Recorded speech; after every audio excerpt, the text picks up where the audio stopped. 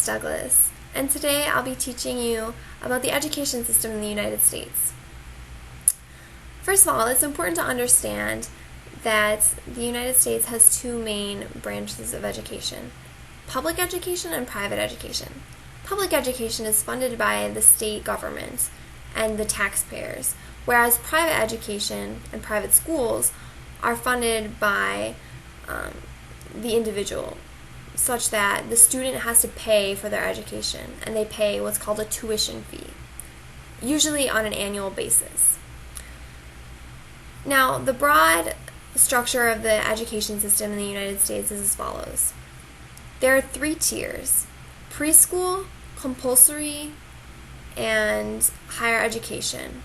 These 3 tiers comprise the United States education system. Only the second tier is mandatory, so we'll focus on that tier. The second tier typically ranges from students from ages 6 to 18.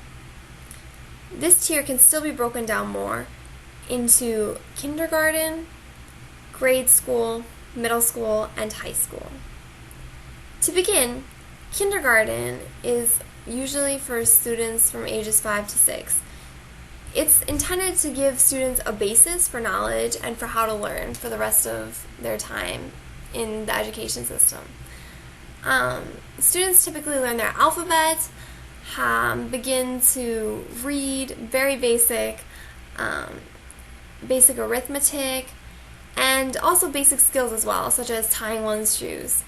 Kindergarten is typically full day, whereas the tier below kindergarten, which is called preschool, before compulsory education, would only be part day. After kindergarten, students move on to grade school, otherwise known as elementary school. In elementary school, there are 5 grades, 1st through 5th grade. And grade school is a time when students develop skills in all subject areas. It's also important to note that there are certain state regulations for schools, such as teaching how many hours students must be in school, and this applies for the entire compulsory education tier. It particularly takes effect in grade school because students then encounter the requirements such as fine arts requirements and physical fitness requirements, or physical education requirements. These are important and parts of the curriculum that are implemented in every school, aside from the basic science, English, math, history, etc. Also, at the elementary level, some students begin to study a foreign language.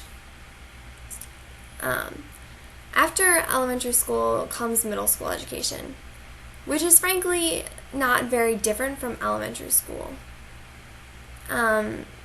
Except by middle school, most students have the opportunity, depending upon their school system, which varies by region, most students have the opportunity to take a foreign language class. The most popular foreign language classes to be offered in the United States are French and Spanish. As such, more advanced schools, typically in the private sector that we discussed earlier, may offer languages such as Chinese, Japanese, German, Russian, etc.